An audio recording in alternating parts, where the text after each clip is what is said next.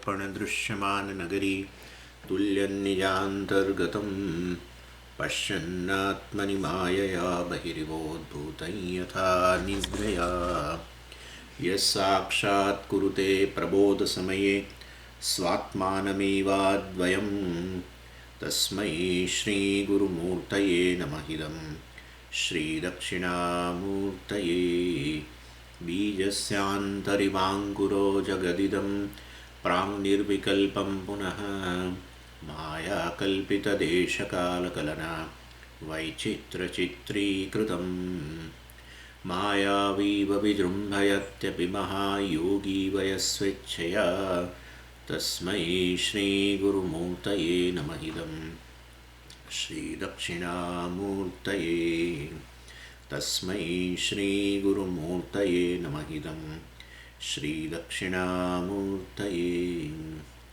ॐ सहना भवतु सहनौ भुनक्तु सह वीर्यं करवावहै तेजस्विनावधीतमस्तु मा विद्विषावहै। ॐ शान्तिः शान्तिः शान्तिः। सदाशिवसमारम्भां शङ्कराचार्यमध्यमाम् अस्मदाचार्यपर्यन्तां वन्दे गुरुपरम्पराम्। ॐ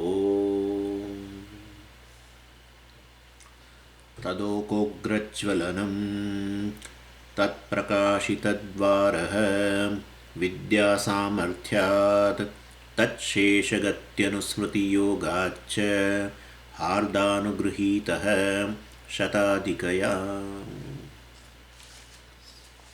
આ નવમા અધિકરણનું સૂત્ર છે. એમાં એકમાત્ર સૂત્ર છે અને આ અધિકરણને તદોકોધિકરણ કહેવામાં આવે છે. અને આ અધિકરણનો વિષય જે છે એ અજ્ઞાની ઉપાસકની ગતિનું, અજ્ઞાની ઉપાસકની ઉત્ક્રાંતિની વાત છે. અજ્ઞાની ઉપાસક મૃત્યુ સમયે એને કેવી રીતે આ શરીરમાંથી પ્રયાણ કરે છે એની અત્યારે ચર્ચા ચાલી રહી છે. અને છેલ્લા આમ તો છઠ્ઠું સાતમું આ નવમું અધિકરણ છે, પણ એવા 6, 7, 8 અધિકરણ જે છે એની અંદર પણ આપણે થોડુંક ડાયવર્ઝન થયું. એમાં પેલું જ્ઞાની વ્યક્તિ જે છે એની વિદેહ મુક્તિની વાત આવે. જ્ઞાની પુરુષ જે છે એના પ્રાણ ક્યાંય જતા નથી વગેરે એ પણ ચર્ચા થઈ ગઈ. અને પહેલાં 5 અધિકરણ આ દ્વિતીય પાદ છે. બ્રહ્મસૂત્રના 4th અધ્યાયનો દ્વિતીય પાદ. દ્વિતીય પાદના પ્રથમ 5 જે અધિકરણો હતા એમાં અજ્ઞાની ઉપાસકની જ ચર્ચા ચાલતી હતી, પણ વચ્ચે થોડું ડાયવર્ઝન આવી ગયું અને 6, 7, 8 અધિકરણમાં વ્યાસાચાર્યજીએ જ્ઞાનીની ગતિની વાત કરી કે જ્ઞાની જે છે એનું પ્રારબ્ધ પૂરું થાય એના શરીરનું ત્યારે શું થાય છે, એ ખરેખર ક્યાંય જાય છે કે નહીં એ જીવ વગેરે. તો પછી કહેવામાં આવ્યું કે ન તસ્ય પ્રાણઃ ઉત્ક્રામંતિ, એના પ્રાણ વગેરે ક્યાંય જતા નથી, અહીંયા જ બ્રહ્મમાં લીન થઈ જાય છે વગેરે, અર્થાત એને નવો જન્મ વગેરે રહેતો નથી, વિદેહ મુક્તિ પ્રાપ્ત થાય છે. અને એ પહેલાં જે 5 અધિકરણ જે છે એમાં જે ચર્ચા હતી એ છાંદોગ્ય ઉપનિષદના વાક્યને આધારે હતી, 686ને આધારે હતી. અસ્ય સૌમ્ય પુરુષસ્ય પ્રયતઃ વાંગ મનસી સંપદ્યતે મનઃ પ્રાણે પ્રાણઃ તેજસી તેજઃ પ્રસ્યામ દેવતાયમ. આવો મંત્ર છે. અર્થાત આ અજ્ઞાની અને અજ્ઞાની ઉપાસક બધા જ વાસ્તવમાં એ જ્યારે આ શરીરમાંથી પ્રયાણ કરે એ વખતે વાસ્તવમાં વિવિધ કરણો જે છે એ વિવિધ કરણો અર્થાત આપણી ઇન્દ્રિયો વગેરે જે છે એ મનમાં લય પામે, અર્થાત મન સાથે જોડાઈ જાય, મન પ્રાણની અંદર લય પામે અને પ્રાણ જે છે પછી આ અગ્નિતત્વમાં કહ્યું. પરંતુ અગ્નિતત્વ એટલે આપણે સમજી જવાનું કે જે એને નવો ભાવિ દેહ પ્રાપ્ત થવાનો છે આ જીવને, હવે એનું જે રો મટીરિયલ હોય એનું સૂક્ષ્મ, એ મહાભૂતો સ્થૂળ મહાભૂતોનો સૂક્ષ્મ અંશથી એ જીવ વીંટળાય. એટલે આ ઇન્દ્રિયો અને મન વગેરે એ પ્રાણમાં લય પામે છે અને પ્રાણ જે છે આ રીતે મહાભૂતો સાથે જોડાય છે, પણ એ મહાભૂતો જીવને વીંટળાઈ વળેલા રહેલા છે. એટલે એ જીવમાં મળી જાય છે અને જીવ ત્યાર પછી ટેમ્પરરી બ્રહ્મમાં લય પામે છે, થોડોક આરામ કરી લે છે. કારણ કે મહાપ્રયાણ કરવાનું છે એ પહેલાં એ હૃદયની અંદર આ બધા ભેગા થાય. હૃદય જીવનું સ્થાન છે.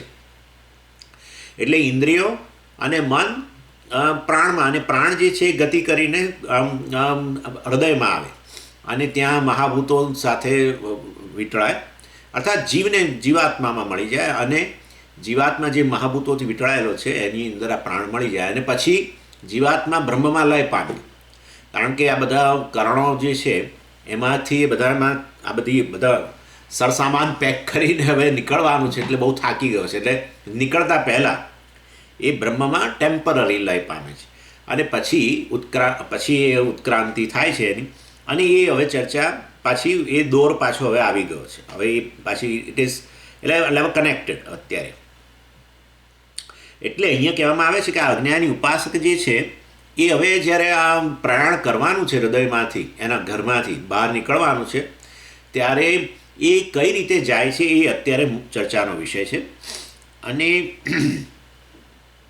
અને આપણે જોયું હતું કે આ બધી વસ્તુઓ અર્થાત 5 અધિકરણની અંદર આ બધી મેં જે ચર્ચા કરી એ વસ્તુઓ એમાં રહેલી છે, આ બધું જોડાવું વગેરે. અને ત્યાર પછી આ જીવ જ્યારે અહીંથી નીકળવાની વાત આવે ત્યારે એ પર્ટિક્યુલર માર્ગે નીકળે છે, નાડી જેને કહેવામાં આવે છે. હવે આ નાડી વિશે થોડીક ઘણી બધી, કોઈક કહે છે કે ભાઈ નાડી એટલે આ બધા બ્લડ વેસલ, ને કોઈ કહે છે કે નાડી એટલે આ બધા આપણા જે નર્વસ સિસ્ટમ છે એ બધી નર્વ્સ, એ બધી એ નાડીઓ ગણવી જોઈએ, કારણ કે એ પણ બધી ઘણી છે. અને એટલે આ વિશે ચર્ચા છે, પરંતુ આમાં આપણે બધું કશું કહી શકતા નથી, કારણ કે ઉપનિષદની અંદર આમ તો છે ને એવું કહેવામાં આવે છે કે આ ખાસ કરીને મને લાગે છે છાંદોગ્ય ઉપનિષદમાં છે કે આ બધી નાડીઓ વિવિધ પ્રકારના રસથી પૂર્ણ હોય છે. અને એમાં પાછું એવું બતાવ્યું કે આપણે કોઈ લાલ રંગના રસથી પૂર્ણ છે, કોઈ ભૂરા રંગના રસથી, એટલે આવો બધા વાત કરી. એટલે એનો અર્થ એવો થયો કે આ નાડીઓ કાં તો પછી એ કોઈ ડાયજેસ્ટિવ સિસ્ટમ સાથે જોડાયેલી છે કે જે અન્નરસથી પૂર્ણ હોય, બધી એવી પ્રકારની છે, ખબર નથી, પરંતુ નાડી છે, આપણે તો એટલું માનીએ છીએ. જીવ એના દ્વારા પ્રયાણ કરે છે. અને આ નાડીઓની વાત આવી છે ક્યાં? પણ એ નાડીઓની વાત છે ને કઠોપનિષદની અંદર 2.3.16 અને છાંદોગ્ય ઉપનિષદમાં 8.6.6માં આ નાડીની સ્પષ્ટ વાત કરવામાં આવી છે. અહીંયા જે છે આ કઠોપનિષદની અંદર કહું, કઠોપનિષદની અંદર એ વસ્તુ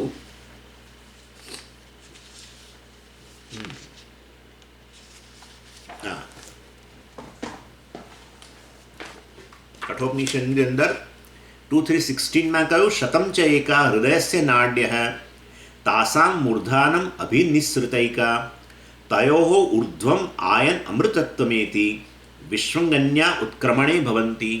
શતંચ એકા હૃદયસ્ય નાડ્ય, હૃદયની આ હૃદયમાંથી નીકળતા 101 માર્ગ છે, નાડીઓ. અને એમાં થઈને હવે ગમે તે માર્ગમાં થઈને એને જવાનું છે. કોણે? જીવે જે બધું પેકિંગ કરી લીધું છે, પ્રાણ, મન અને ઇન્દ્રિયો વગેરે સાથેનું પેકિંગ કરી લીધું છે. નવો દેહ છે એના માટેનું જે રો મટીરિયલ છે એ રો મટીરિયલ અર્થાત સ્થૂળ મહાભૂતોનો સૂક્ષ્માંશથી એ વીંટળાયેલો પણ છે બધું જ. અને હવે એણે આરામે ફરમાવી દીધો, ટેમ્પરરી બ્રહ્મમાં લય પણ પામી ગયો અને હવે એ ફ્રેશ થઈ ગયો છે અને હવે નીકળવાનું છે. તો કયા માર્ગે જવું એ પ્રશ્ન છે. હવે આ 101 માર્ગ જે છે, 101 નાડીઓ છે જે હૃદયમાંથી બહાર નીકળે છે અને શરીરમાં ફેલાયેલી છે, અને શરીરના વિવિધ દ્વાર અર્થાત એપર્ચર્સ એમાં એની સાથે પણ કનેક્ટેડ છે. એટલે કયા માર્ગમાં થઈને જવું એ હવે પ્રશ્ન અહીંયા ચર્ચાવાનો છે. અને આમાં પ્રશ્ન એવો થવાનો છે કે આ અજ્ઞાની અને અજ્ઞાની ઉપાસક વચ્ચે કોઈ ભેદ છે? તો કે છે ને. અજ્ઞાની ઉપાસક એ VIP છે અને અજ્ઞાની એ સામાન્ય છે, જેણે આવી ઉપાસના, ઈશ્વર ઉપાસના કરી નથી, એ સામાન્ય વ્યક્તિ છે. જ્યારે આ અસામાન્ય વ્યક્તિ કહેવાય, VIP કહેવાય. તો પછી VIP એ તો ભાઈ સ્પેશિયલ માર્ગે જવું જોઈએ. VIP માટે હંમેશા સ્પેશિયલ રોડ્સ હોય છે. એટલે આમ તો એ રીતે રિઝોલ્વ થાય કે ભાઈ આ અજ્ઞાની ઉપાસક છે એ સ્પેશિયલ માર્ગે જશે, અહીંથી આ શરીરમાંથી બહાર નીકળશે. આ શરીરમાંથી બહાર નીકળવાનું જે છે ને એને અહીંયા સંસ્કૃતમાં અર્થાત આપણા શાસ્ત્રમાં ઉત્ક્રાંતિ કહેવામાં આવે છે. જે શરીરમાં જીવ શરીર છોડીને જાય એને ઉત્ક્રાંતિ કહેવાય. અને અહીંથી છોડીને બહાર નીકળ્યા પછી જે તે લોક સુધી પહોંચે એને ગતિ કહેવામાં આવે છે. જેમાં આપણે જાણીએ છીએ શુક્લ ગતિ, કૃષ્ણ ગતિ વગેરે સાંભળેલું પણ છે આપણે. એટલે ઉત્ક્રાંતિ અને ગતિ મુખ્ય વસ્તુ છે. જે એ નવા દેહમાં જે તે લોકમાં પહોંચે એ પહેલાં અને આ શરીરમાંથી નીકળે એની વચ્ચેના 2 તબક્કા છે. એક ઉત્ક્રાંતિ એટલે આ શરીરમાંથી નીકળવું, અને બીજો તબક્કો છે અહીંથી બહાર નીકળ્યા પછી કયા રસ્તે જવું. એટલે બે માર્ગ થયા ને, અંદર પણ એક માર્ગ થયો, હૃદયમાંથી બહાર આવવા સુધી, એપર્ચર સુધી આવવા સુધીનો પણ માર્ગ, અને પછી અહીંથી બહાર નીકળીને જે તે લોક કે જે તે દેહ સુધી પહોંચવા સુધીનો માર્ગ. એટલે આ રીતે સ્પેશિયલ માર્ગ હોવો જોઈએ એવું આપણે કહીએ છીએ. અને કારણ કે એને આવા તો ઈશ્વર ઉપાસક છે ને એના માટે તો શુક્લ ગતિની જ ચર્ચા થયેલી છે. ઇવન અધ્યાય 8માં ભગવદ્ ગીતામાં પણ એના માટે ચર્ચા આવેલી છે. બંને પ્રકારની ગતિની વાત, શુક્લ ગતિ અને કૃષ્ણ ગતિની વાત ભગવાને કરી છે.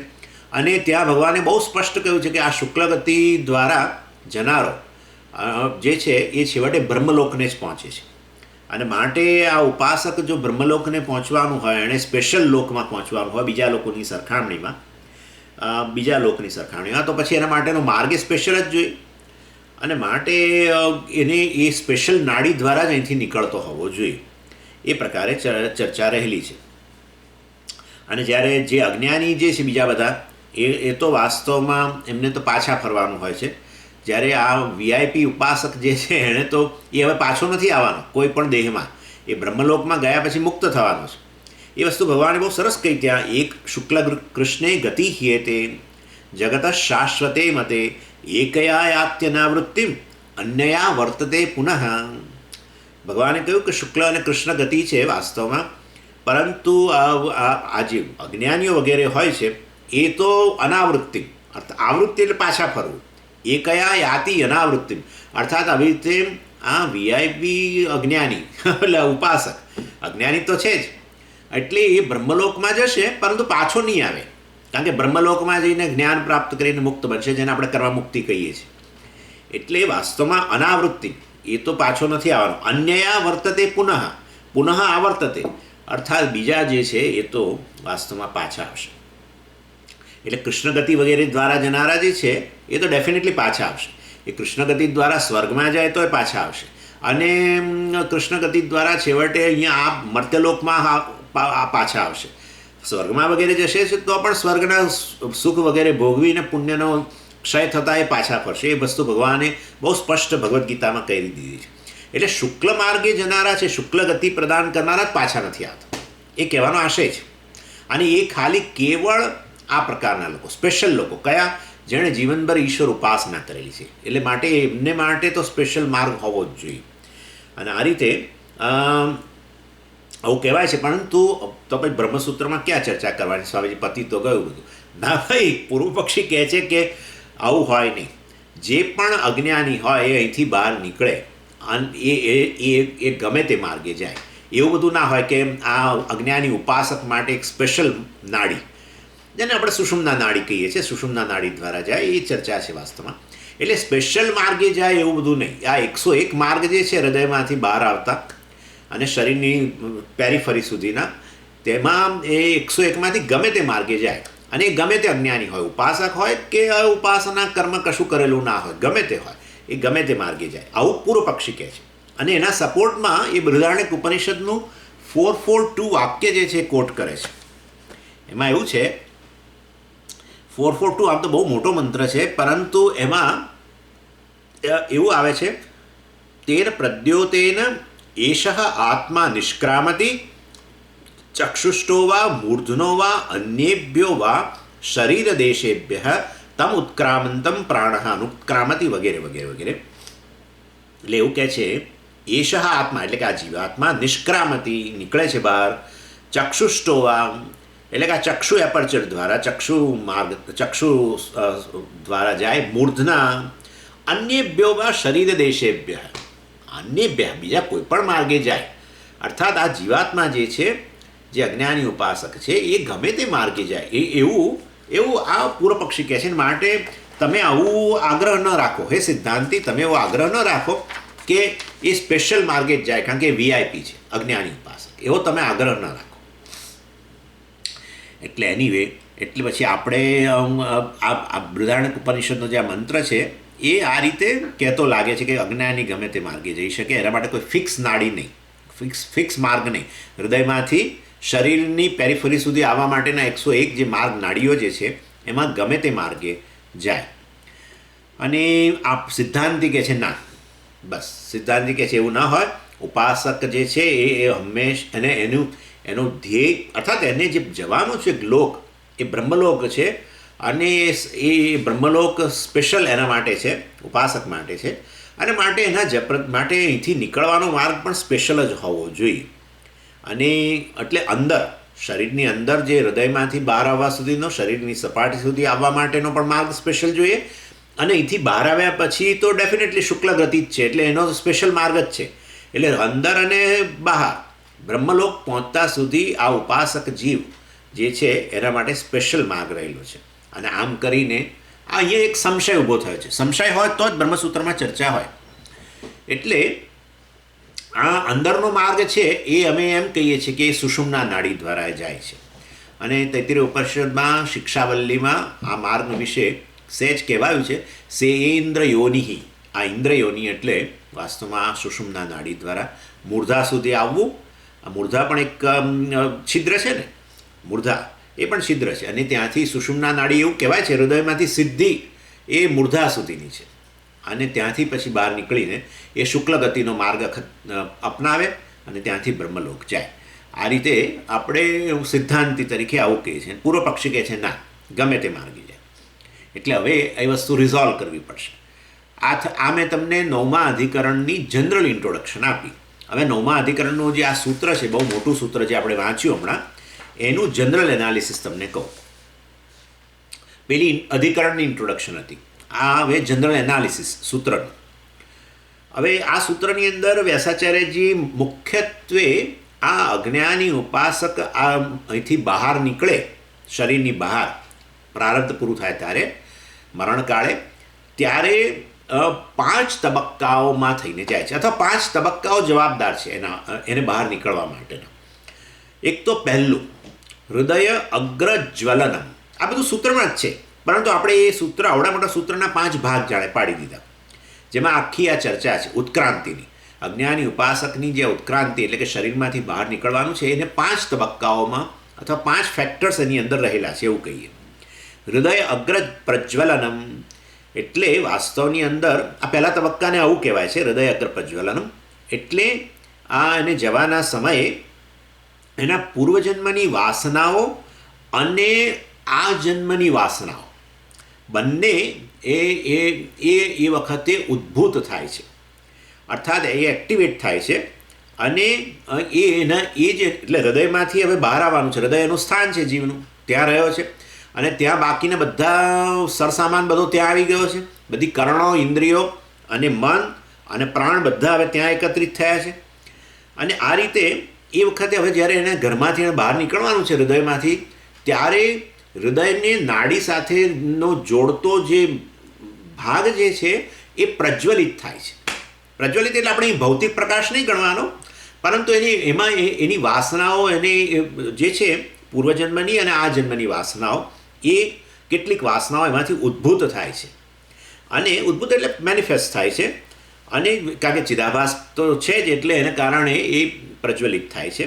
અને એ વસ્તુ આ પહેલો મુદ્દો છે, હૃદય અગ્ર પ્રજ્વલમ. હૃદયનો અગ્રભાગ એટલે હૃદયને નાડી સાથે જોડતો જે ભાગ છે એ પ્રજ્વલિત થાય છે.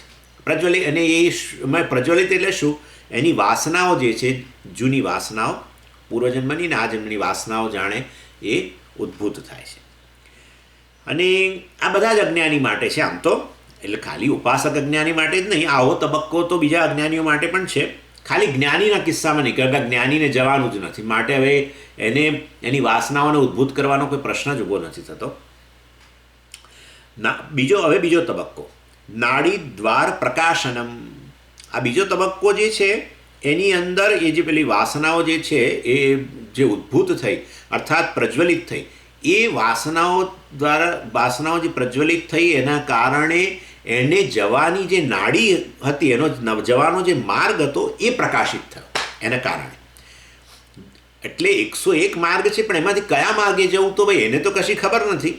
પરંતુ આ રીતે જ્યારે પેલી વાસનાઓ પ્રકાશિત થાય એના દ્વારા એણે જે માર્ગે જવાનું છે હૃદયમાંથી નીકળીને આ શરીરની સપાટી સુધી આવવા માટેનું, એ માર્ગ કયો છે એ પણ એની અંદર પ્રકાશિત થાય છે.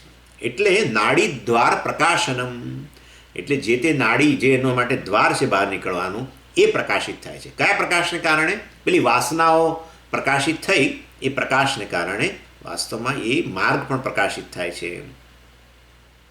અને એની અંદર સ્પેશિયલ નાડી એનો માટેનો જે સ્પેશિયલ માર્ગ જે છે, જે દ્વારા એણે નીકળવાનું છે, એ પ્રકાશિત થાય છે. અને આ જે માર્ગ હોય એ હંમેશા અજ્ઞાનીને પણ વાસનાઓ છે બધી, એને પણ હવે નવો દેહ મળવાનો છે એના કર્મ અને વાસનાને અનુરૂપ. ઉપાસક એ પણ અજ્ઞાની છે, એને પણ એના કર્મ અને વાસનાને અનુરૂપ નવો દેહ મળવાનો છે. પરંતુ એના માટે તો ફિક્સ જ છે, કારણ કે એણે આ પ્રકારની ઉપાસના કરી હોવાને કારણે એને જે પહોંચવાનું છે લોક, એ તો બ્રહ્મલોક જ છે. પરંતુ એમાં જવા માટેનો, અહીંથી બહાર નીકળવા માટેનો માર્ગ જે છે એ પણ એના માટે સ્પેશિયલ છે, એ પ્રકાશિત થાય છે. જો જેણે જીવનભર વૈદિક કર્મો વગેરે કરેલા હોય તો એને સ્વર્ગ વગેરે પ્રાપ્ત થાય, તો યજ્ઞ વગેરે કરેલા હોય તો એના માટે જુદો માર્ગ, એને પછી સુષુમ્ના નાડી નહીં, તો એની વાસનાઓને અનુરૂપ જુદો માર્ગ પ્રકાશિત થાય. બીજા અજ્ઞાની, સામાન્ય અજ્ઞાની હોય, જેમણે જીવનમાં કર્મોએ કંઈક ના કર્યા હોય, આ રીતે વૈદિક કર્મો ન કર્યા હોય, ઉપાસના ન કરી હોય, એ લોકોને માટે પાછો કંઈક ત્રીજો માર્ગ પ્રકાશિત થાય. કારણ કે 101 માર્ગ છે, 101 નાડીઓ છે, એટલે ગમે તે પ્રકાશિત થાય, એટલે દરેક માટે જુદો જુદો માર્ગ પ્રકાશિત થાય. પોતપોતાની વાસનાને અનુરૂપ જ્યારે વાસનાઓ પ્રકાશિત થાય ત્યારે એનો જવાનો, બહાર નીકળવાનો માર્ગ પણ પ્રકાશિત થાય. એવું આ જ મંત્રમાં છે. બૃહદારણ્યક ઉપનિષદના 442 મંત્રમાં જ આ બધું કહેવાયું છે. એનીવે, અને હું હમણાં કોટ કરું છું. પછી ત્રીજો તબક્કો. આપણે 2 તબક્કા જોયા. હૃદય અગ્ર પ્રજ્વલનમ, હૃદયનો અગ્રભાગ પ્રજ્વલિત થતો, અર્થાત હૃદયની નાડી સાથે જોડતો જે ભાગ છે એ પ્રજ્વલિત થાય, જેમાં વાસનાઓ પ્રકાશિત થાય. પછી આપણે કહ્યું કે એના દ્વારા પેલો માર્ગ, એને બહાર નીકળવાનો માર્ગ પણ પ્રકાશિત થાય એ પ્રકાશને કારણે.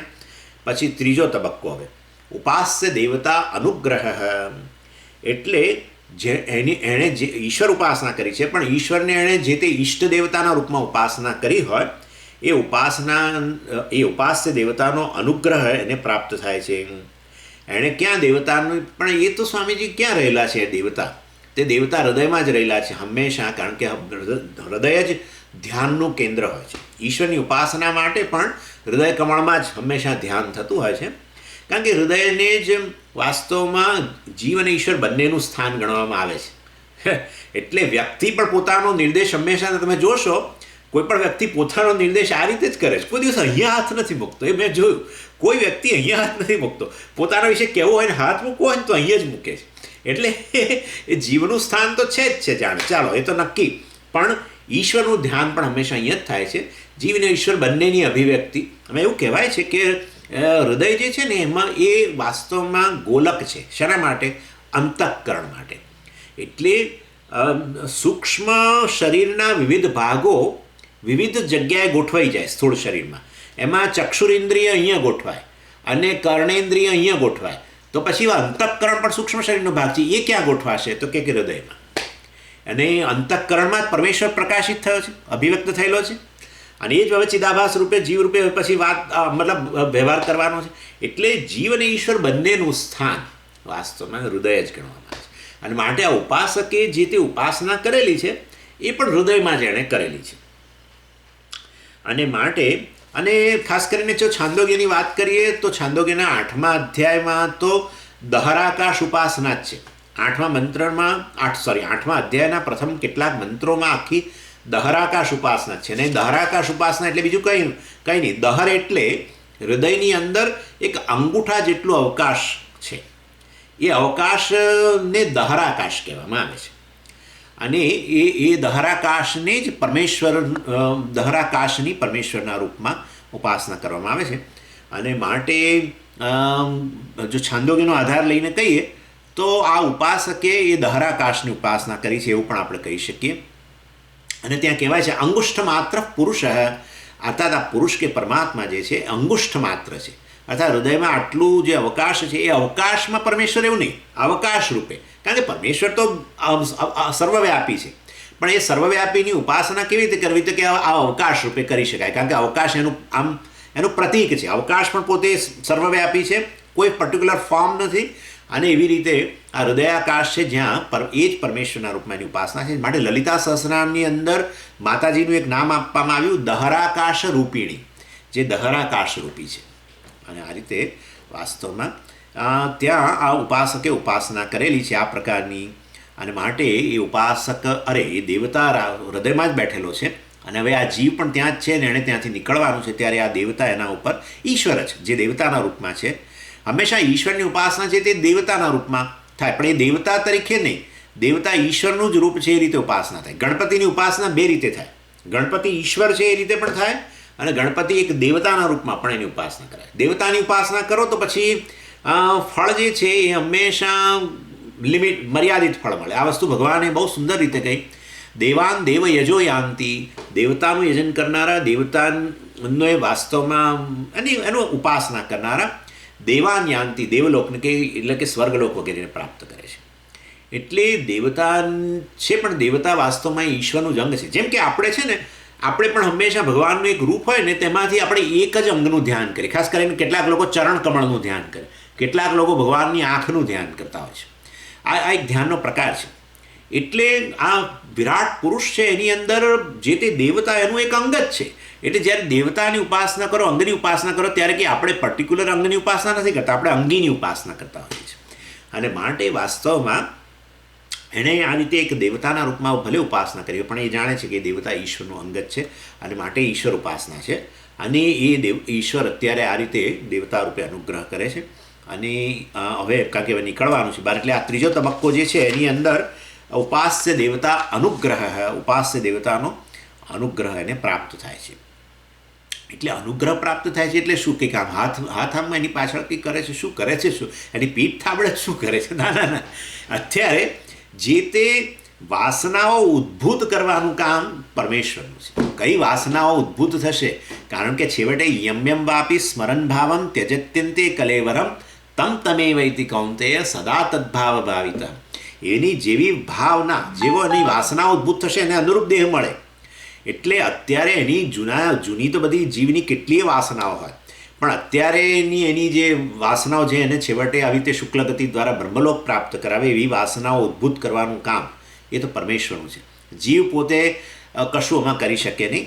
એટલે એ આ રીતે વાસ્તવમાં એ દેવતા એટલે કે ઈશ્વર એના પર અનુગ્રહ કરે છે. અર્થાત કયો નાડી દ્વારા બહાર નીકળવું એ પણ એ જ પ્રકાશિત કરે છે, એ જે પણ ડિસાઇડ ન કરી શકે. અને આ રીતે કેમ ના કરી શકે સ્વામીજી? પણ જીવ ડિસાઇડ કરી જ ન શકે ભાઈ. આમે છે ને ઉંમર થતાં આપણે અત્યારે તો આપણે બહુ પસંદગી હોય. એક યુવાનને તમે જોજો, એવી અનેક પસંદગીઓ હોય અને ગમે તે પસંદગી અપનાવે, પણ આપણે જેમ આપણું જીવન આગળ વધે છે ને એમ પસંદગી ઓછી થતી જાય છે અને આપણી ટેવો કે વાસનાઓ મજબૂત થતી જાય છે. એટલે હંમેશા ઉંમરલાયક વ્યક્તિને માટે એક ફ્રી વિલ અને હેબિટ બેની વસ્તુમાં હંમેશા હેબિટ જીતી જતી હોય છે.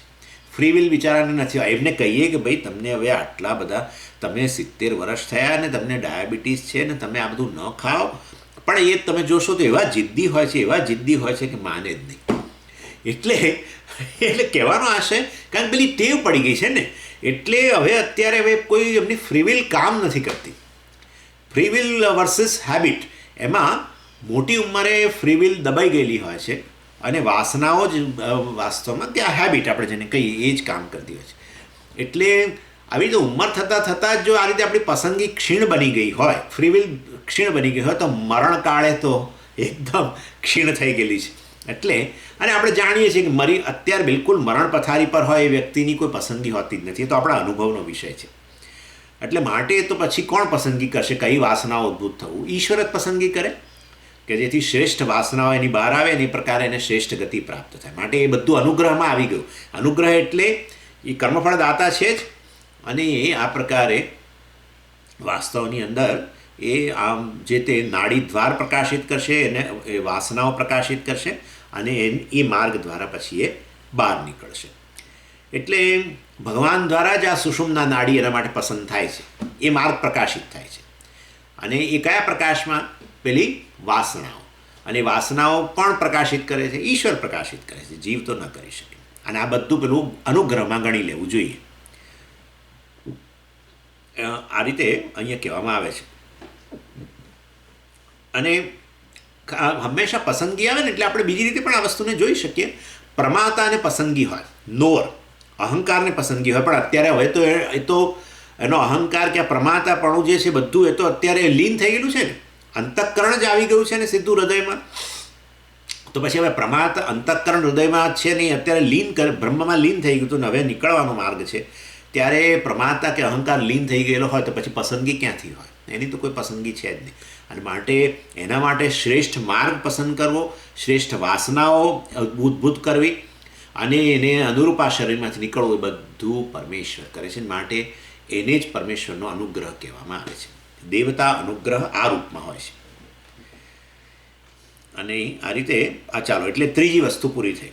હવે ચોથું, સુષુમ્ના દ્વારા બ્રહ્મલોક પ્રાપ્તિ.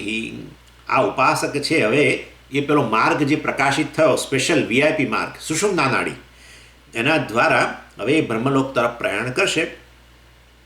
અને એ હજુ એ ચર્ચા પછી આવશે ત્રીજા પાદમાં.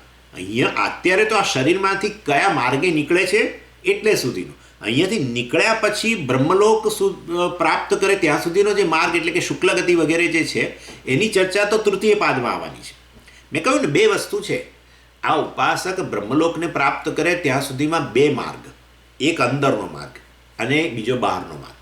અત્યારે આ દ્વિતીય પાદમાં, અત્યારે આ 9મા અધિકરણમાં બ્રહ્મસૂત્રમાં ખાલી ઉત્ક્રાંતિની જ વાત છે. અહીંયાથી કયા માર્ગે નીકળશે, પછી અહીંયાથી નીકળ્યા પછી કયા માર્ગે જશે ને વચ્ચે શું શું આવશે વગેરે વગેરે બધી ચર્ચા એ તૃતીય પાદમાં છે, જેને ગતિ કહેવામાં આવે છે. એટલે આ રીતે સ્પેશિયલ VIP નાડી દ્વારા નીકળશે કે જેથી એ વખતે જ નક્કી થઈ ગયું, સ્પેશિયલ માર્ગે ગયો તો પછી હવે સ્પેશિયલ ડેસ્ટિનેશન પર જ પહોંચવાનો છે. એટલે આ બધું ઈશ્વરના અનુગ્રહ દ્વારા થાય છે. ચાલો, એટલે એ ચોથો તબક્કો. હવે 5મો તબક્કો, સુષુમ્ના દ્વારા બ્રહ્મલોક પ્રાપ્તિ, એટલે સુષુમ્ના માર્ગ દ્વારા નીકળે છે એ વસ્તુ ચોથો પોઈન્ટ છે. 5મો પોઈન્ટ છે આ બધી જે ઘટનાઓ બની રહી છે એ એની પાછળની શક્તિ કોની છે? એટલે કે ભાઈ એ તો ભગવાનની પસંદગી છે. અને ભગવાને આ રીતે, તો કે ભગવાને વાસ્તવમાં પસંદગી કરી આ, તો ભગવાન પક્ષપાતી છે કે શું? કારણ કે બીજા બધા એના બાળકો છે ને, બીજા અજ્ઞાનીઓ પણ એના જ બાળકો છે, એમના માટે જુદા જુદા બીજા માર્ગ, અને એ માર્ગે નીકળશે તો એ પ્રમાણે એમનું ડેસ્ટિનેશન પણ જુદું જ આવવાનું છે. અને આના માટે સ્પેશિયલ માર્ગ અને પાછું શ્રેષ્ઠમાં શ્રેષ્ઠ લોક. કારણ કે જે માર્ગે જશે એને અનુરૂપ ગંતવ્ય સ્થાન, ડેસ્ટિનેશન મળે. તમે ગમે તે રસ્તે જાઓ પછી ડેસ્ટિનેશન સારું મળે એવું ના હોય. જેવો માર્ગ એવું સ્થાન, એવું ધ્યેય. એટલે બધા અજ્ઞાનીઓ એના જ બાળકો છે, તે એના માટે ભગવાન આવી પસંદગી કરે છે એવું તમે કહું તો એ તો પછી પક્ષપાતી થઈ ગયો ઈશ્વર તો. કારણ કે એણે ભગવાન ભગવાન ભગવાન રામ રામ રામ કર્યું એટલે બસ એના માટે આવું. એટલે કે જે ના ભાઈ એવું નહીં, એમાં એનો પોતાનો પણ ઘણો ફાળો રહેલો જ છે. એટલે વાસ્તવમાં એણે જીવનકાળ દરમિયાન 2 વસ્તુની ઉપાસના કરી. બહુ જબરજસ્ત કહે છે વ્યાસાચાર્યજી, કહે છે ઈશ્વરની ઉપાસના તો કરેલી જ છે, પરંતુ ઈશ્વર ઉપાસનાની સાથે સાથે માર્ગની પણ ઉપાસના કરી છે. કયા માર્ગે જવું એ પણ એણે કરેલી છે. અને માટે આજે ઈશ્વર ધ્યાન અને માર્ગ ધ્યાન બંને એણે કરેલું છે. અને એને કારણે એને વાસ્તવમાં આ પ્રકારે એ માર્ગ પ્રદાન કરવામાં આવે છે. એટલે માર્ગનું પણ એણે ધ્યાન કરેલું છે ઈશ્વર ધ્યાનની સાથે સાથે. અને પણ આવું એને કોણે કહ્યું કે એણે કરવાનું છે? આ બધું વેદને અંતર્ગત છે. કઈ ઉપાસનાની સાથે બીજી કઈ ઉપાસના કરવી, આ બધું હું હમણાં વાત કરું છું. શેષશેષી કહેવામાં આવે છે ને, શેષશેષી, અંગી. આપણે એવું કરતા જોઈએ છીએ. જેમ કે પૂજા આપણે કરીએ, દાખલા તરીકે કૃષ્ણ પૂજા કરતા હોઈએ તો પહેલાં નાની ગણપતિ પૂજા કરે, બરાબર છે ને? હવે આ ગણપતિ પૂજા જે છે એ અંગ કહેવાય. પેલી અંગી એટલે મુખ્ય પૂજા, એની સાથે આ અંગ પૂજા એટલે કે ગૌણ પૂજા, એની આપણે કરીને પછી જ પેલી કરીએ. એટલે એવી ને એવી રીતે આણે પણ ઉપાસના કરી છે. ઉપાસના પણ કર્મ છે, અને એણે મુખ્ય ઉપાસના ઈશ્વર ઉપાસના કરેલી જ છે, એ અંગી ઉપાસના કહેવાય. પણ સાથે સાથે જે માર્ગે એણે જવાનું છે ને ઈશ્વર પ્રાપ્તિ છેવટે થવાની છે, કર્મમુક્તિ પ્રાપ્ત થવાની છે, એ માર્ગનું પણ એને ધ્યાન કરવામાં કહેવાનું આવેલું, અને એ માર્ગનું એણે ધ્યાન કરેલું છે. અને માટે એને માર્ગ પ્રદાન કરવામાં, ઈશ્વર દ્વારા એ માર્ગ પ્રદાન કરવામાં આવે છે. માટે એનો ફાળો છે, ઈશ્વર પક્ષપાતી નથી. એણે માર્ગ ધ્યાન કરેલું છે ને માટે એને માર્ગ આપવામાં આવે છે, એમ કહેવામાં આવે છે. ચાલો, એટલે આ વસ્તુ પણ જોડે એની અંદર ઉમેરી દેજો. એને 5મો પોઈન્ટ ન ગણશો ચાલો, પાંચમો ગણવો તો ગણો, અથવા પાંચમો મુદ્દો હવે હું કહું છું, આ જરાક એક સહેજ મારા લખવામાં સહેજ ભૂલ થઈ છે. એનીવે, અને આ પાંચમા મુદ્દા માટે આ બધું તમે જે ચર્ચા કરી એ ક્યાં કહ્યું છે, ક્યાં આગળ? એટલે પછી આપણે કહીએ છીએ કે ભાઈ જુઓ, આ સુષુમ્ના નાડીની વાત ને આ બધી કરવામાં આવી છે શાસ્ત્રમાં જ, અને અમે તમને એના માટે રેફરન્સ આપીએ છીએ. કઠોપનિષદની અંદર 2:3:16 જે હમણાં મેં મંત્ર વાંચ્યો ને, કે આ શતમ ચૈકા હૃદયસ્ય નાડ્ય વગેરે વગેરે, અને એમાં બહુ સ્પષ્ટપણે કહેવામાં આવ્યું છે કે આ જ્ઞાની જે છે, જુઓ, ઉપાસક શતંચ એકા હૃદયસ્ય નાડ્ય તાસામ મૂર્ધાનમ અભિનિસૃતૈકા, એટલે તાસામ આ બધી શતંચ એકા એટલે શતમ એટલે 100, એકા એટલે એમાં એક ઉમેરો, એમ ચ કહ્યું ને, ચ એટલે અને એટલે ઉમેરો એની અંદર, એટલે 101મી નાડી એમ.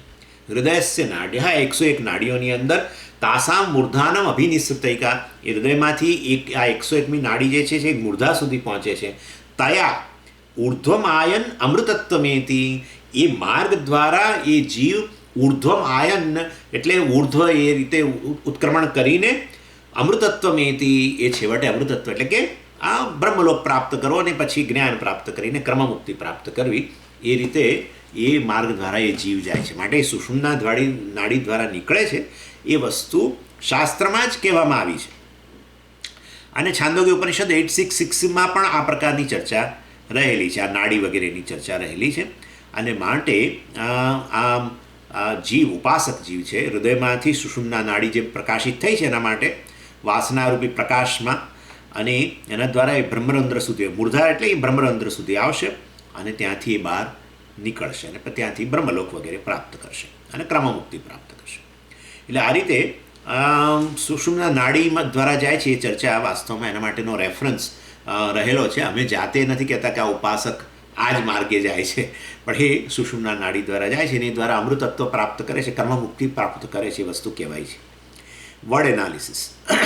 હવે આ સૂત્રના શબ્દોનું એનાલિસિસ કરીએ. જનરલ એનાલિસિસ સૂત્રનું થઈ ગયું, હવે સૂત્રમાં રહેલા શબ્દોનું એનાલિસિસ. શબ્દોનું એનાલિસિસ બે પ્રકારનું છે. પહેલાં એક સામાન્ય અર્થ આપી દઈએ આપણે સૂત્રના શબ્દોનો, અને પછી એમાં જરા થોડો વધારે ડિટેલમાં એનો અર્થ આપીએ. પહેલો શબ્દ છે, અહીંયા વર્ડ એનાલિસિસ પહેલાં કરીએ. એમાં પહેલો શબ્દ છે તદોકોગ્રજ્વલનમ. એટલે એના એક એક શબ્દનો અર્થ હું તમને પછી આપું છું, પણ અહીંયા તદોકોગ્રજ્વલનમ એટલે વાસ્તવની અંદર જે આ હૃદયમાંનો અગ્રભાગ જે પ્રજ્વલિત થાય છે પેલા વાસનારૂપી પ્રકાશને કારણે, એ અહીંયા કહેવામાં આવ્યું છે. અર્થાત હૃદયનો હૃદયનો અગ્રભાગ એટલે શું? હૃદય અને નાડીને જોડતો જે પોઈન્ટ છે એ પોઈન્ટ પ્રકાશિત થાય છે, વાસનાઓ પ્રકાશિત થાય છે ત્યાં, એમ જેના દ્વારા એ આ ઉપાસક જીવે જવાનું છે. તત્પ્રકાશિત દ્વારા, અને એ હૃદયનો અગ્રભાગ જે છે એ પ્રકાશિત થયો એના કારણે, તત્પ્રકાશિત એનાથી પ્રકાશિત દ્વારા, એનાથી પ્રકાશિત જે છે એ વાસ્તવમાં પેલો માર્ગ એ એનાથી પ્રકાશિત થાય છે. એટલે જે પેસેજ દ્વારા ઉપાસક જીવ જે છે એ જવાનો છે, એ માર્ગ પણ હવે વાસ્તવમાં પેલાના પ્રકાશમાં શેનાથી? તત એટલે પેલો એટલે શેનું? એટલે કે હૃદયના અગ્રભાગ જે છે એમાં એ પ્રકાશિત થયો પેલા વાસનાના પ્રકાશથી, એ પ્રકાશ દ્વારા પેલો માર્ગ પણ પ્રકાશિત થયો, એમ એ નાડી પણ પ્રકાશિત થઈ. ત્રીજું, હાર્દાનુગૃહિત. આ બહુ આમ તો સામાન્ય રીતે સૂત્ર છે ને, બહુ ટૂંકો સૂત્રનું લક્ષણ એવું છે કે અલ્પાક્ષરમ અસંદિગ્ધમ વગેરે વગેરે સારવત વિશ્વતોમુખમ, એ પ્રકારે સૂત્રની વ્યાખ્યા છે. એટલે અલ્પાક્ષર હોવા જોઈએ, પણ આ સૂત્ર કોણ જાણે મોટું મસ્ત સૂત્ર છે, આવડું મોટું, બહુ ઓછા હોય છે આટલા મોટા સૂત્ર, કોઈ દિવસ ના હોય, પણ આ બહુ મોટું સૂત્ર છે. ચાલો, એનીવે, હવે ત્રીજો શબ્દ છે હાર્દાનુગૃહિત. હાર્દાનુગૃહિત એટલે અનુગૃહિત થાય છે. શેના દ્વારા? હાર્દ એટલે પરમેશ્વર, એટલે ઉપાસ્ય દેવતા દ્વારા આ જીવ, ઉપાસક જીવ જે છે એ અનુગૃહિત થાય છે. અર્થાત જ્યારે આ ઉપાસક જીવ હવે આ શરીર છોડીને જઈ રહ્યો છે ત્યારે ઈશ્વર દ્વારા અનુગૃહિત થાય છે. આપણે તબક્કો તો જોયો, પણ હવે આ બધા શબ્દોમાં આવી રહ્યો છે. ચોથું, શતાધિકયા. શેના દ્વારા પ્રકાશિત થાય? ઉપાસ્ય દેવતા દ્વારા જે પ્રકાશિત થાય છે એ પછી કયા માર્ગે નીકળશે? શતાધિકયા. શત અધિક એકયા એટલે 101મી એટલે કે પેલી સુષુમ્ના નાડી દ્વારા એ જશે. અને શેના કારણે એને આ માર્ગ મળી રહ્યો છે? વિદ્યા સામર્થ્યાત, એટલે કારણ કે એણે વિદ્યા એટલે ઉપાસના, વિદ્યાના સામર્થ્યને કારણે, અર્થાત એણે જે ઉપાસના કરી છે એ ઉપાસનાના ફળ રૂપે હવે એને આ રીતે સુષુમ્ના નાડી દ્વારા એ બહાર નીકળશે. અને એ વખતે જ નક્કી થઈ ગયું કે જો એ સુષુમ્ના નાડી દ્વારા જાય છે તો હવે તો એ બ્રહ્મલોક જ પ્રાપ્ત કરશે. કારણ કે જે માર્ગ એણે પસંદ કરી લીધો તો એ માર્ગના અંતેનો જે ગંતવ્ય સ્થાન છે, ડેસ્ટિનેશન છે, નક્કી જ થઈ જાય. પછી ચ એટલે અને. પછી 7મો શબ્દ છે તત્શેષ ગતિ અનુસ્મૃતિ યોગાત. તત્શેષ ગતિ બહુ વિલક્ષણ છે આ વસ્તુ. તત્શેષ ગતિ અનુસ્મૃતિ યોગાત, કારણ કે શાસ્ત્રમાં રહેલા નિયમને કારણે શાસ્ત્રમાં રહેલા નિયમને કારણે આ ઉપાસકે ઈશ્વર ઉપાસનાની સાથે સાથે માર્ગ ઉપાસના, માર્ગ ધ્યાન પણ કર્યું હોવાને કારણે એને આ સુષુમ્ના નાડી દ્વારા જવા મળે છે. સુષુમ્ના નાડી માર્ગ છે તો એને કેમ એ મળ્યો? કારણ કે વાસ્તવમાં એણે ઉપાસના કરી છે. અને શેની ઉપાસના કરી છે? ઈશ્વર ઉપાસના. અને સાથે સાથે માર્ગ ઉપાસના પણ એણે કરેલી છે. કોણે એવું કહ્યું એને કરવાનું? શાસ્ત્ર વિધિને આધારે. એટલે એ રીતે આ વસ્તુ સમજાય છે. ચાલો, અને આ તો વર્ડ એનાલિસિસ થયું. હવે પણ એમાં તમને થાય કે આ તદોકોગ્ર, આ ઓક અને આ બધું શું છે આ વસ્તુ? એટલે હવે એ શબ્દ, પ્રત્યેક શબ્દમાં રહેલો પાછા શબ્દો છે ને બધા. તદોકોગ્ર જ્વલનમ, આવડો મોટો શબ્દની અંદર બધા કેટલા બધા શબ્દો છે. એટલે હવે એક એક શબ્દ હું તમને સમજાવી દઉં, સિગ્નિફિકન્સ જેને કહેવાય. તદોકોગ્ર જ્વલનમ, તદ એટલે પેલો જીવ, ઓકહ એટલે વાસ્તવમાં એનું ઘર, રેસિડેન્સ. ઓકસ શબ્દ છે, ઓકસ. ઓકસ નપુંસકલિંગ શબ્દ છે. એટલે ઓકસ એટલે ઘર, તદ એટલે જીવ, એટલે તદોકહ એટલે જીવનું ઘર, એટલે હૃદય. બોલો, આ ભાષા વ્યાસાચાર્યજી. ભાઈ તમે સીધું હૃદય કહી દો ને આ તદોકો આવું બધું ક્યાં તમે કહો છો? પણ એનીવે, એટલે તદોકહ મીન્સ જીવસ્ય ઓકહ, જીવસ્ય ઓકહ એનું ઘર, જીવસ્ય ગૃહમ કયું છે? હૃદયમ.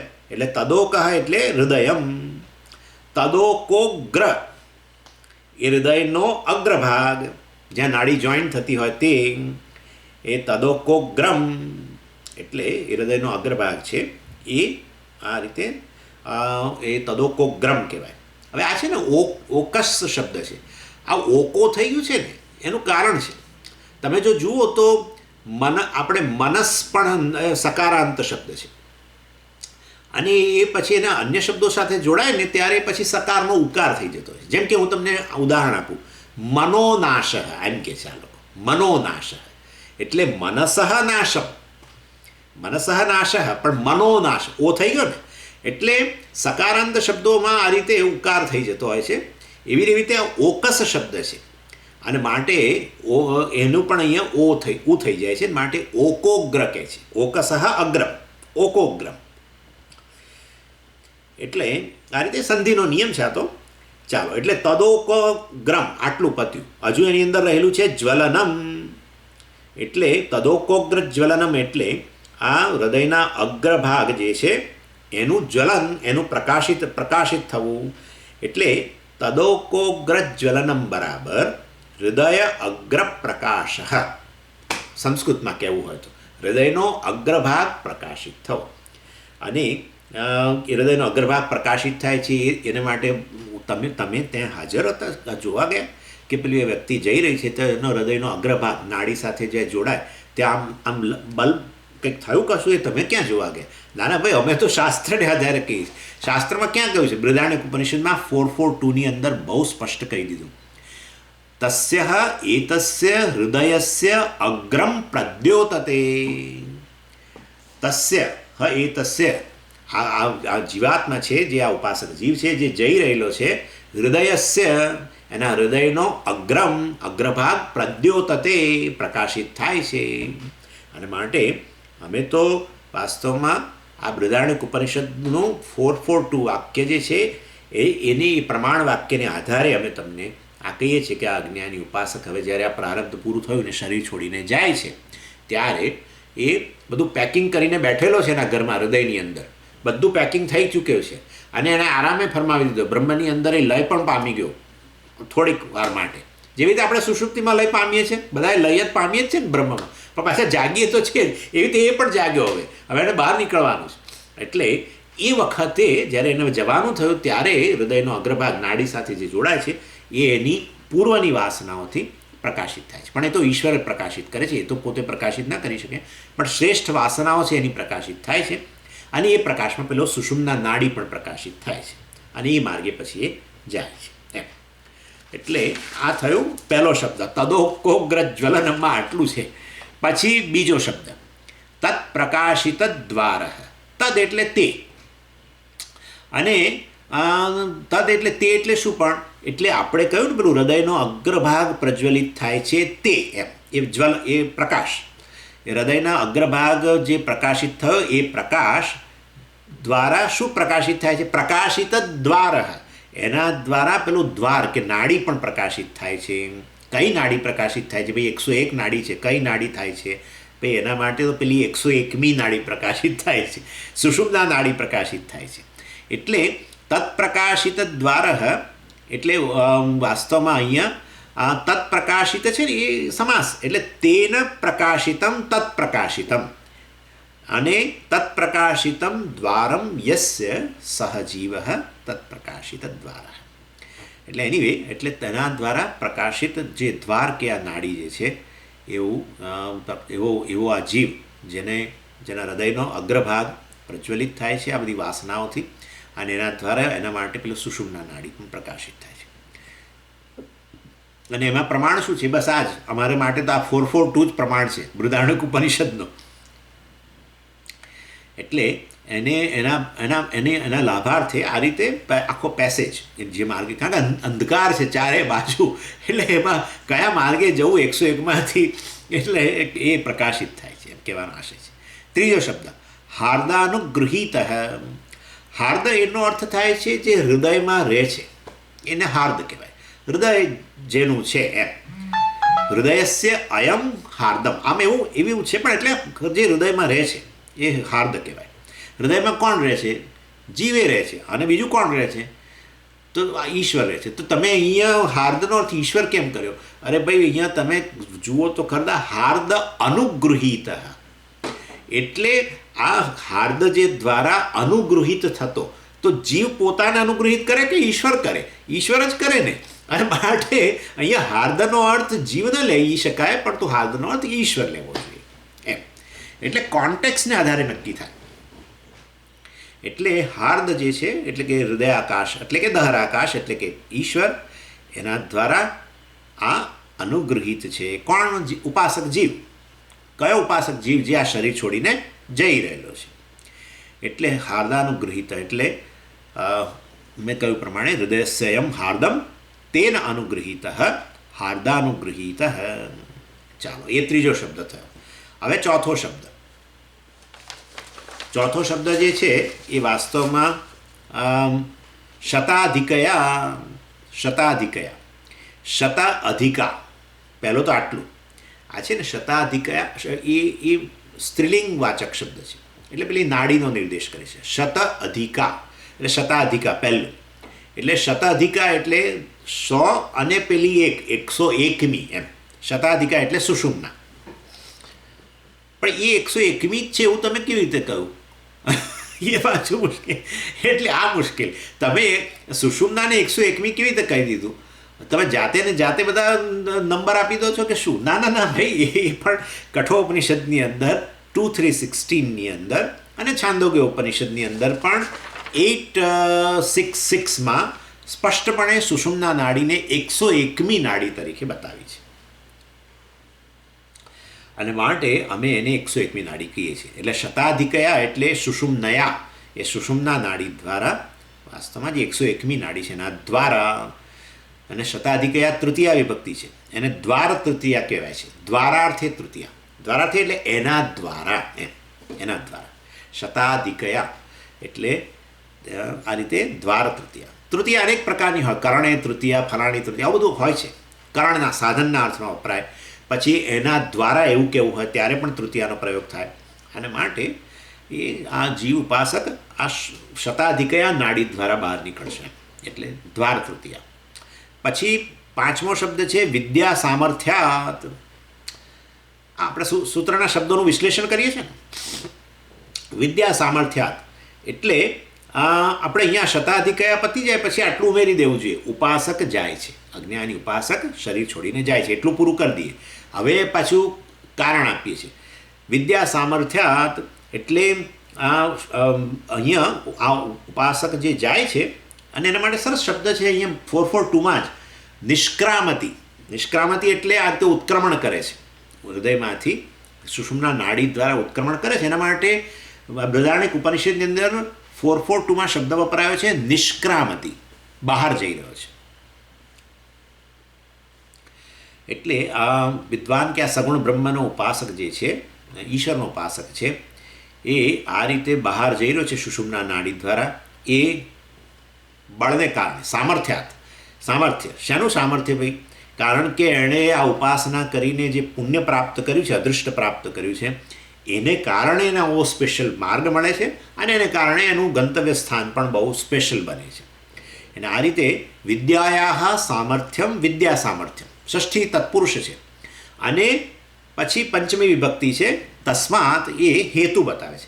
આવું વિદ્યા એટલે કે ઉપાસનાના સામર્થ્યને કારણે, ઉપાસના વગેરેને કારણે એણે જે અદૃષ્ટની પ્રાપ્તિ કરી છે, એના દ્વારા આ ઉપાસક સુષુમ્ના નાડી દ્વારા જે છે એ બહાર જાય છે. અને કેમ સુષુમ્ના નાડીની કેવી રીતે એને ખબર પડી કે આ દ્વારા જવાનું છે? કારણ કે સુષુમ્ના નાડી પ્રકાશિત થાય છે. શેના પ્રકાશથી પ્રકાશિત થાય છે? કારણ કે હૃદયનો અગ્રભાગ જે છે એ આ રીતે પ્રકાશિત થાય છે. પણ એ કયો પ્રકાશ છે?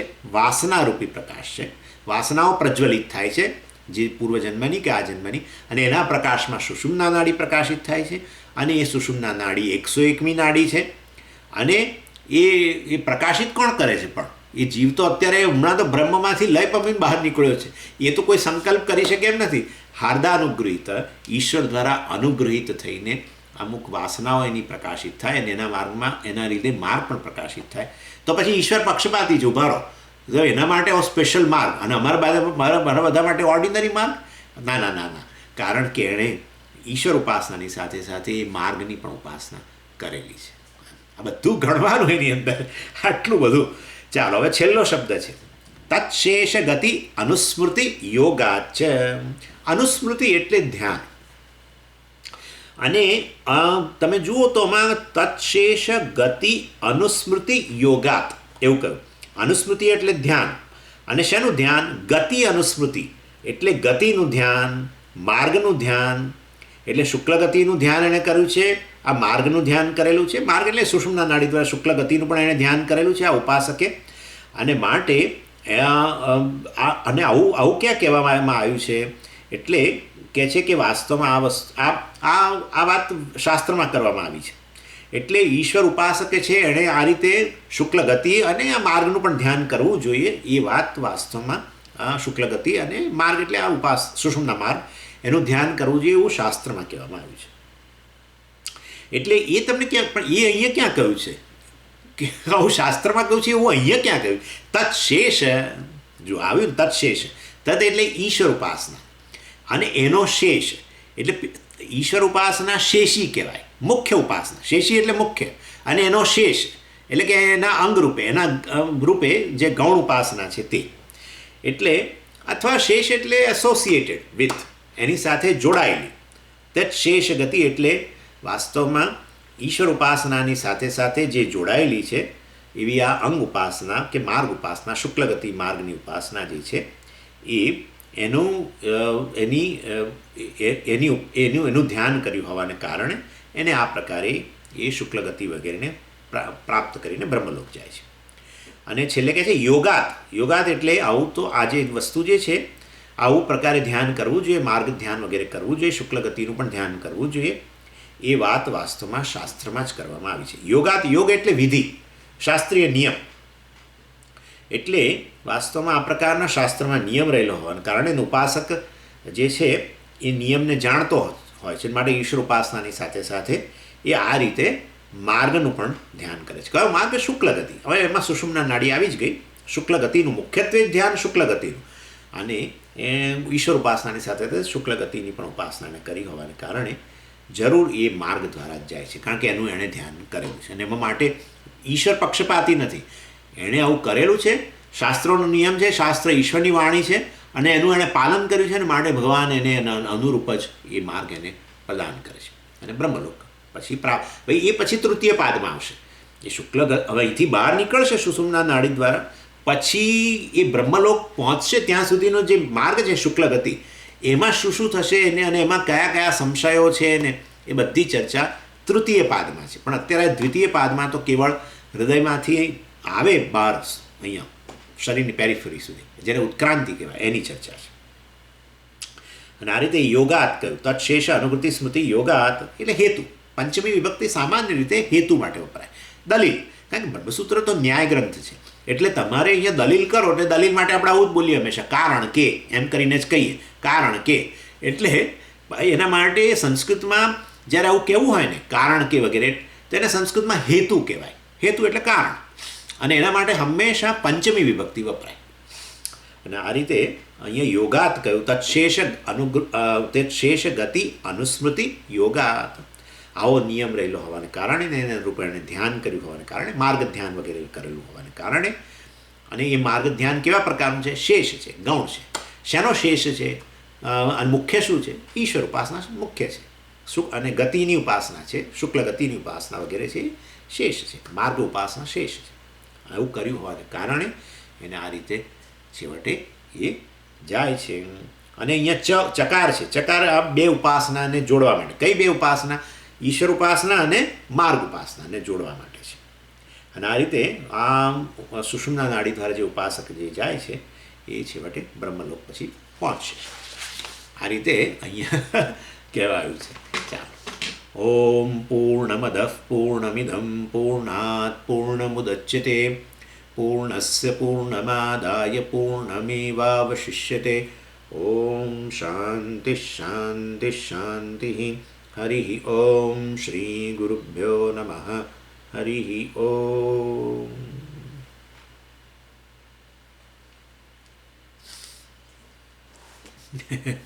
હરિ ઓમ. હરિ ઓમ. સ્વામીજી, હા,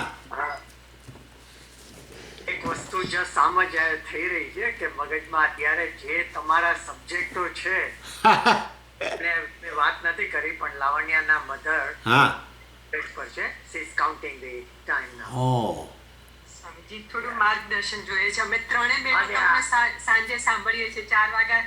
મારી બંને બહેનો આવે છે, બીના ને રૂપા ને. અમે હા, હું જોઉં છું ને, પેલામાં મને દેખાય ને, એમાં આવે છે એમના નામ, બીનાબેન, રૂપાબેન વગેરે બધા નામ હોય છે. બંને મારા બહેનો છે. બહુ સારું ભાઈ. આ સમયે જ્યારે એ જે માર્ગમાં જઈ રહ્યા છે અને પુષ્ટિ માર્ગીના એવા ચુસ્ત હતા કે એના લાલાની સેવા ન થઈ હોય, તેમને તો રડવું આવે કે મારા લાલાને આજ જરાક ઓછું દૂધ ધરાયું, કે મેં શું કર્યું હશે કે આજે ઓછું દૂધ ધરાવી રહ્યું છે. એટલે કહું છું, કહેવાનો મતલબ શું છે કે અમારા જીવનમાં આ બધું અત્યારે તમે જે સમજાવો છો એ ખરેખર કયા સમયે જે માર્ગદર્શન આપણને એમ થાય કે જીવ કઈ તરફ જતો હશે. પણ આ બધું કોઇન્સિડન્સ છે, યોગાનો યોગ કહો કે તમારો સબ્જેક્ટ એવો છે કે આ રીતનું છે. બાકી બધાએ સ્વીકારી જ લીધેલું છે કે બરાબર છે, એ તો જવાનું જ છે, અને એનો કોઈને એટલે બધી બહેનોએ સ્વીકારી લીધું છે. 90 વર્ષે બીજું તો આપણે કોઈ અપેક્ષા રખાય જ નહીં. અહીંયા અમેરિકામાં જ છે, ભાઈના ઘરે. ભાઈના ઘરે છે. અચ્છા, શિકાગો છે. ડિસેમ્બર સુધી અમારે ત્યાં હતા. હા, હા. used to split time between 3 siblings. કરે, ઓ સમજી ગયો, બરાબર. એટલે અત્યારે જસ્ટ આ તો હું જસ્ટ વિચારું છું કે હમણાં જે ચર્ચાઓ થઈ રહી છે બધી જાણે કે બા માટે આપણને જ્ઞાન હોય ને કે કઈ રીતે હા, નહીં તો આ વસ્તુમાં આપણે તો બિલકુલ ડાર્ક જ છે, આપણને કઈ ખબર જ નથી શું થાય શું નહીં. વિચાર્યું પણ નહોતું આ બાબત કે આપણને. મારે તો ફક્ત મારું જાણવું છે મારો સ્વભાવ શું છે, એની પ્રાથમિક સાધના છે આપણે બધા. બરાબર છે, કરેક્ટ. આ બધી વસ્તુઓ યોગાનો યોગ તમારા દ્વારા આ સમયે જાણવા મળે છે. એટલે ઈશ્વરનું કેટલું this is what I call ઈશ્વરનો અનુગ્રહ કે બરાબર છે. આમાં ખ્યાલ આવે કે જ્યારે જઈ રહ્યા છે ત્યારે કઈ રીતનું બધું થતું હોય છે. બિલકુલ. એ પહેલાં 5 અધિકરણમાં આ ચર્ચા બહુ જ હતી, બહુ આવી કે ભાઈ આ ઇન્દ્રિયો મનમાં કેવી રીતે લય પામે છે. ઇન્દ્રિયોનું કારણ, મન તો કારણ નથી, કાર્ય કારણમાં લય પામે, તો આ પછી તો ભાઈ ઇન્દ્રિયોની પ્રવૃત્તિ મનમાં લય પામી જાય છે, મનની પ્રવૃત્તિ પ્રાણમાં લય પામે છે, અને એની સાથે પ્રાણ પછી હૃદય તરફ જાય છે નાડી દ્વારા, અને ત્યાં જીવ સાથે ભેગો થાય છે. જીવ પછી બ્રહ્મમાં લય પામે છે, થોડીક વાર માટે આરામ કરે, પછી આ રીતે હવે પછી જે મેં આજે ચર્ચા કરી એ વસ્તુ છે કે હવે બહાર નીકળવાનું છે ત્યારે શું થાય છે એ. આ રીતે બધું આખી બહુ ડિટેલ ચર્ચા, અને એમાં બૃહદારણ્યક ઉપનિષદનો આ 442 મંત્ર જે છે તો ગજબ છે, બહુ જ સુંદર. એમાં જ પેલો બહુ પ્રસિદ્ધ મંત્ર છે, તમે સાંભળ્યું હશે પાઠ છેલ્લો, તમ વિદ્યા કર્મણી સમન્વારભે તે પૂર્વ પ્રજ્ઞા છે. એટલે વ્યક્તિને જે દેહ પ્રાપ્ત થાય છે, નવો દેહ, એમાં વિદ્યા કર્મણી એટલે એણે જીવનમાં જે ઉપાસના વગેરે જે પ્રકારનું ધ્યાન કર્યું હોય, અને કર્મણી જે પ્રકારના કર્મો વગેરે કર્યા હોય, પ્લસ પૂર્વ પ્રજ્ઞા એટલે એના પૂર્વજન્મની જે બીજી વાસનાઓ હોય, એ બધાને આધારે એને નવો દેહ પ્રાપ્ત થાય છે. બહુ સુંદર એ મંત્ર છે 442. સ્વામીજી પ્રત્યેક બોધાનંદને જરૂરથી જણાવજો, એમને બાનું બહુ જ, એમને પણ બાને. હા, બહુ ને એમને તો, એમને કૃષ્ણ ભક્તો તો બહુ જ ગમે, કારણ કે પોતે કૃષ્ણ ભક્ત. હંમેશા ભજન ગૌરાવે, બાને મળે ને એટલે અમે બા ઘણી વાર લઈને આવું આશ્રમમાં, તો ભજન ગૌરાવે. તેમને જરૂરથી કહેજો કે આજે તમને મારા બાબુ. રાઈટ. એ હોસ્પિટલમાં છે કે ઘરે જ છે? ના ઘરે આવી ગયા છે, હોસ્પિટલમાં હતા 3 અઠવાડિયા. હા. એટલે લાવણ્ય ગયા મહિને મળી આવી. બરાબર છે. હોસ્પિટલમાં એ સાથે જ હતી, કારણ કે છતાં આપણને તો ખબર જ છે કે હવે સમય આવી ગયો છે, તો બરાબર છે. to just spend as much time as you can. બરાબર છે. ભાનમાં છે ખરા કે પછી ભાનમાં નથી? અત્યારે બહુ નથી ખ્યાલ. હા, અન્ન પાણી છોડી દીધા. ઓહ, સમજી ગયો. કાંઈ ખાવું નથી, કાંઈ પીવું નથી. એટલે આ લોકો ડ્રોપ પરથી કે જે કહીએ ને, હા, એ થોડું આપે, પાણી થોડું આપ્યા કરે, ગળું સુકાય નહીં એટલે. બરાબર છે. મારા મધરનું અમે અમારા ઘરમાં જ જોયું છે. હા, I have seen it first hand બધું. બરાબર છે. જે કઈ રીતે થાય છે આ બધું. ધીરે શરીર ઠંડુ પડતું જાય ને અમે લોકો ઓલા નાળિયેરના પાણીના ડ્રોપ આપતા હતા એના મોઢામાં. બરાબર છે, સમજી ગયો. પણ એટલે આ બધું નજરે જોયેલું છે, પણ આ બધું જ્યારે જાણવા મળે છે, કારણ કે મેં તો આવી રીતે કોઈ દિવસ ચાન્સ ડૂબાડવાનો પ્રયત્ન ન કર્યો, કારણ કે ભાઈ આપણે આ તો અહીં ભણાવવાનું આવ્યું એટલે, નહીં તો મને ક્યાં ખબર પડે. આ તો બધું ભણાવવાનું આવ્યું એટલે બધું ભાઈ શોધતા ગયા ને આ ને તે ને બધું. કેવું યોગાયું. સરસ. હરિયો. તમે સામે બેસો છો ને એટલે અત્યારે જાણે લાઈવ ક્લાસ લેતો હું ને એવું લાગે છે, કારણ કે ત્યાં લોકડાઉન છે એટલે લોકો કોઈ આવે નહીં. પણ એટલી મજા આવે છે સ્વામીજી. સવારનું બ્રહ્મ મુહૂર્ત તમારે મળ્યું છે અમને લોકોને. સારું છે, સરસ. લાવો મળ્યો છે અમારા બધા મિત્રો સાથે, એ જ વાત થતી હોય છે. રાઈટ. પણ ગઈકાલે એટલે અમારો બુધવારે ગીતા ક્લાસ હોય અમારા. આજ બરાબર છે. 14-16 જણા હોઈએ, એટલે જ્યારે અમે વાતો કરીએ, ઓલા પ્રદીપભાઈ જિંદગીમાં એને કોઈ દિવસ ગુરુજી પાસેથી જ્ઞાન લેવાનું, તમારે છેલ્લે બેસી ગયા છે, કારણ કે કોઈ દિવસ અમારા ગ્રુપમાં છે પણ કોઈ દિવસ આશ્રમમાં ને એમાં જવાની વાત જ નહીં, પણ તમને સાંભળવાનું જ્યારથી ચાલુ થયું. હા, બરાબર. ગઈકાલે નતા, મને લાગે છે, ખબર નહીં ગઈકાલે હશે તો સવારના ના તો જસ્ટ એમ. હા, પણ એ બહુ સરસ પ્રશ્ન એમને સરસ હોય છે બહુ. હા, હા, એટલે લોજિકલ બધું કે ભાઈ સિસ્ટમેટિક જવાબ જો. બરાબર છે. બહુ સારું ભાઈ. એટલે આપણે વિચારીએ ને, કોઈ આપણને પ્રશ્ન કરે તો આપણે એ દિશામાં વિચારતા થઈએ, નહીં તો પછી આપણે ન વિચારીએ. એટલે કારણ કે બધા એંગલો આપણે ન વિચારી શકીએ, આપણે અમુક દિશા પકડેલી હોય, ચેનલ જેવું હોય. એટલે સારું આવા લોકો પ્રશ્ન, અને આપણે એક સેશન રાખીશું પ્રશ્નનો, તમે નહીં કે વાત કરતા ને, એટલે એક સેશન રાખીશું, એટલે બધા લોકો આ વખતે આ અઠવાડિયામાં જ રાખી લઈશું. અઠવાડિયામાં રાખી લઈશું. ક્લાસની જગ્યાએ કે જે એડ કરવું હોય, whatever way you are comfortable. બરાબર, જરૂર. ડિપેન્ડ્સ કે પહેલેથી એનાઉન્સ કરો ને તો લોકોને ખ્યાલ આવે. હા, એટલે એવું આજે હમણાં છે ને તત્વબોધના ક્લાસમાં એનાઉન્સ કરી દઈશું કે આજે સાંજના ભાગમાં મંત્ર આપણે બોલો શ્લોક તો લઈશું જ, પણ અડધો એક ક્લાસ લઈશું ને અડધો ક્લાસ પછી આ રીતે. હા, બંને. બરાબર, ક્વેશ્ચન્સ.